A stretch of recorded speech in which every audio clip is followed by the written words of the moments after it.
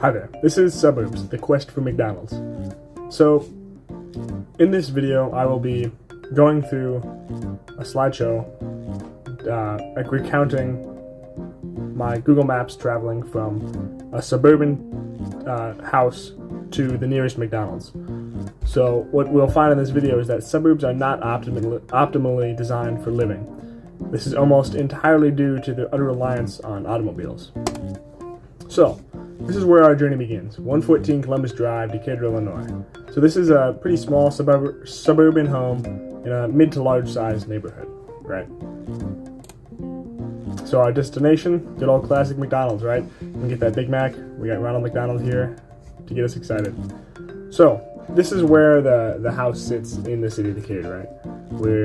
We're in we got a large US Route 51 going through here, kind of disrupting the whole suburb right here. And sectioned off after a couple two turns is 114 right here. And as you can see, when we zoom out to see the whole of Decatur, we got this huge Route 121 and 48 going through here. 51 is going through here, and that leaves this area right here as the suburban areas, right? And if you can't tell, all of the sort of amenities, you have Casey's, Olive Garden, that's a Target right there, Culver's, Seven Brew, McDonald's will find us right here. All of these are focused around these big roads. They're nowhere really near these suburban houses right now, which will become very important later. And as you can see, this was something studied long ago by a man named Marchetti, and he pretty much found that people, the newer and more faster modes of transportation people get, the further away they'll actually live from their places of work and like the center of town, right? So with the introduction of faster and faster means of transportation, the radius of the city grew in proportion to their speed, and is now about 20 kilometers, pointing to a mean speed for cars of about 40 kilometers an hour. The center of the city then can be defined as the point that the largest number of people can reach in less than 30 minutes. So what this is basically saying is that our house, right, 114, is probably about 30-minute drive from their place of work, which you can see how and why these suburbs were expanding in such a way now. This is also largely due to zoning, where you can see that since only the amenities are only spaced out far away from these sectioned off areas right here that are just used for residential housing. So, the plan to get McDonald's, right? Well, how does any good plan start? Google, and Google Maps, of course. So, starting from 114, we travel through the suburb, get out and onto the main highway right here, 51. So, when we get there, for a car, be about a three-minute drive from here to McDonald's around here.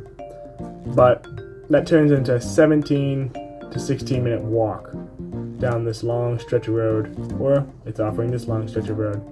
We'll see how that works out though in a minute. And the reason we're walking is because we're the 1 in 10 American that rarely or seldom uses a car. And you can tell that the cities are really designed for these cars. So, the first steps. So this is just on Columbus Road, as you can see. This is like the house right there where we were. See one car already. You'll notice there's absolutely no sidewalks present here. So right off the bat, it's discouraging our walking. You see a guy walking his dog right over there, but other than that, nothing really encouraging people to be walking here. Sure, the road is nice, but clearly designed for cars, driveways, stuff like that. Moving on down the road, same sort of deal. Not a sidewalk in sight. Cars, of course, very prevalent. Now, this is where we start to get our first little glimpse of a sidewalk here, right? Leading into the suburb and out towards the main highway.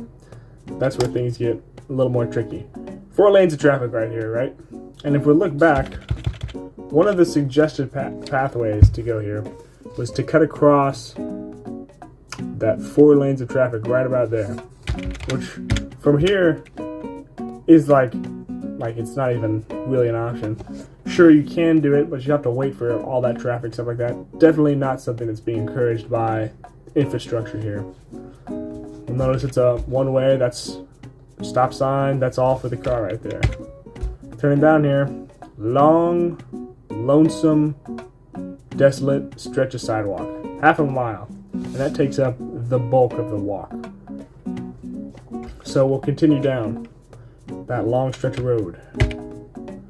One of the first little differences you'll find in the rock is it really doesn't change much. It's a straight path of concrete is whenever going over this bridge.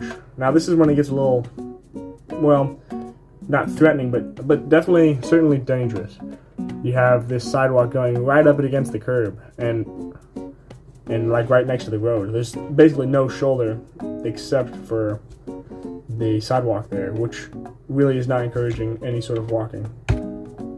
Continue on. Now right here, sidewalk keeps going. You see it. It's trudging on, barely upkeep with this lawn mowing, but it'll do. Now this is another interesting spot. Right here, you'll see it. This is where we are expected to cross over, right? That's what Google Maps is telling us. And as you can see, absolutely no sort of infrastructure, like making that even remotely encouraged. Now, this could be boiled down to a problem of Google Maps, right? This maybe isn't necessarily the problem of the roads. This is Google Maps getting messed up and placing a crossing where there really shouldn't need to be one. But at the same time, you have this high-tech navigation software that is telling people that, hey, this is where you should be crossing over, and it really doesn't look safe, right? So we'll continue on the sidewalk, being the good citizens that we are. So now we keep on going. We're getting up there. We have this sidewalk cuts through the driveway. We got a first glimpse of the golden arches right there. Good stuff. Keeps on going. Now we get to this beauty, right? Or should I say ugly? And we have here this intersection. We got 51 going through here and 48 going right through here. Now, this is when we're really expected to cross over to get to those golden arches, but there is absolutely no infrastructure in place for us to get there. We've got to cross. This is our only crosswalk that's given. Nothing going east-west here, which is almost ridiculous.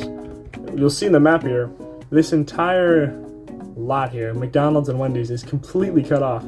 Going down this way, this is our only crosswalk, nothing getting us into this island.